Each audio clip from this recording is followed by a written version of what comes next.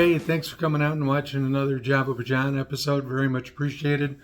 Hope you've enjoyed some of the previous videos. Got something out of them as well. Sorry, I have a speech impediment. I think this is my 6th cup of coffee today. So, and yes, I'm trying to cut down.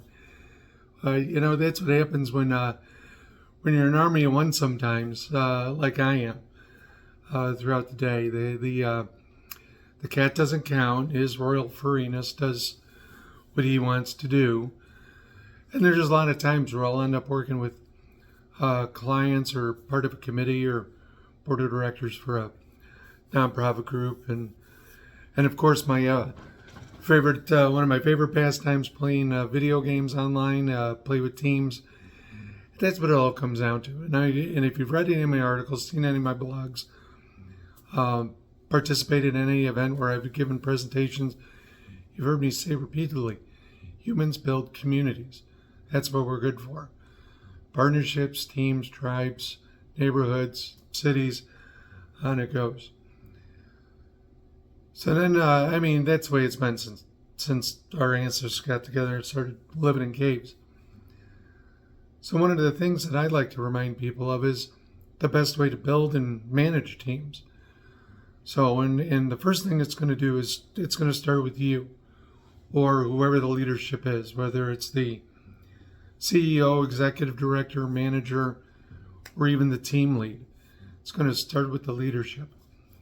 You want to make sure that you have a good culture, one where the phrase I use, assist without assaulting. So give good critiques. Don't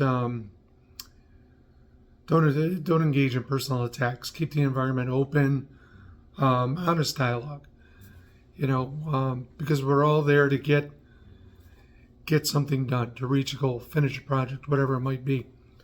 So, one of the things I've done especially when I've had employees, I put them in charge. You know what you got to do. Here's your job. Here's your assignment. Same applies on a team. Here's what you got to do. You get it done. You make a mistake, we fix it. Easy as that. With all of that, you got to make sure you have a clear mission as well. So once you have that established, then I'll get a little bit more into the mission and vision here in a moment.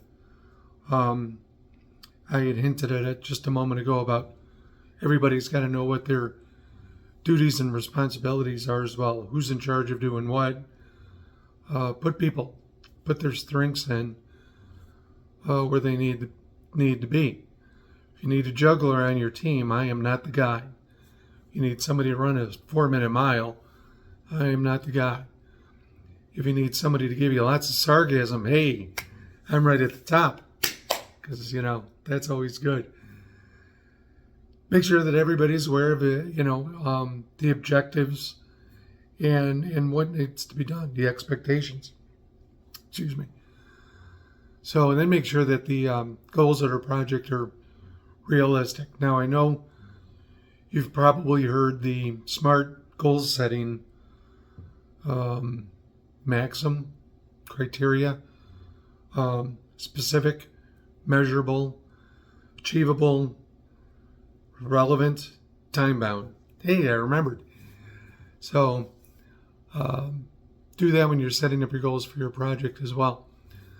Set up your regular meetings, regular reviews, whatever milestones you're going to be using to check on progress. That's a little more formal than just the everyday, day-to-day, or whatever it is, interaction that would you end up having.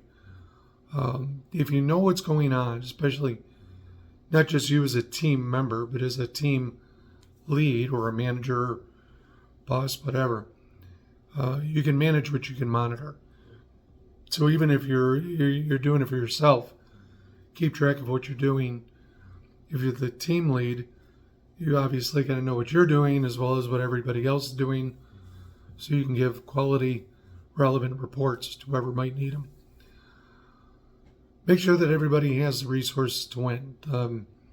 The most frustrating thing in the world is having to do work on a computer and the computer doesn't work. No internet, bad keyboard, bad mouse, whatever. So make sure everybody's got the proper tools, proper software, whatever it might be, to be able to get the job done. You'll want to be, as a leader, well, even as a team member, you're going to want to be available, answer questions, have like an open door policy. It's always good. So because there are a lot of times when, on some of the teams that I've been on, whether I've been the team lead or just a member of the committee, where you got some ideas that come up that weren't in the original concept. So you want to see if it's something worthwhile pursuing. So bounce ideas off of each other. The stand up in the hallway 30-second meetings are always effective too.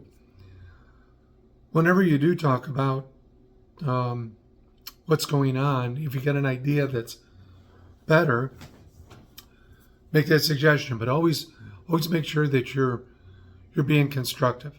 As I said earlier, you don't want to attack anybody. You don't want to attack their ideas. You want to make sure that again, we're all working towards the same thing. So just enhance what they've suggested, or give your idea on how something might be done a little better, a little more efficient, or get the job done faster, whatever it might be. Keep in mind that as you're going through all the steps, and again, team member or team lead, it's personal development. You're putting your skills to work better for you, or you're learning something new that you continue using in the future. It's all the experience you're gaining too for this. So treat it as such, and interpersonal communications and interaction, that's part of that personal development too. So keep that in mind. I'm going to hit all the key points, but I'm going to end where I began. And that's with the leadership. Especially if you're the leader, whether you're the boss, CEO, team lead, whatever it may be. If you are the leader, show you are following the same ethics, the same work value, the same dedication to the project. So this way you can inspire everybody. Same with offering reviews, finding better ways to do things. Walk the walk. Also make sure you're explaining the why. Why are we doing this? Outline the benefits for the client, the customer, stakeholder, for the team, for the individuals who are involved. It's better for everybody to know the purpose of doing it, because everybody works better and is more inclined to be energetic and motivated if they're working for a purpose. Playing baseball or football, playing to win the game. If you're working on a project, you're working to finish the project, whatever it might be. If you're putting together an event, you want to have a stellar event, so whatever that might be. And then make sure that you're communicating updates properly, especially from top down. That sometimes gets forgotten in the hecticness of the day. I won't use that word anymore. So, and then keep in mind, everything that I've just talked about too, you can use that in your everyday routine, whether it's work or homeschool, sports, whatever it might be. All the parts that I just talked about apply everywhere else, even me playing video games. It all fits. So start by building a great team, get the right people in the right spots, make sure everybody knows what's going on, and you'll get things done. Now again, I'm going to say this because it's important. You got to be a team player.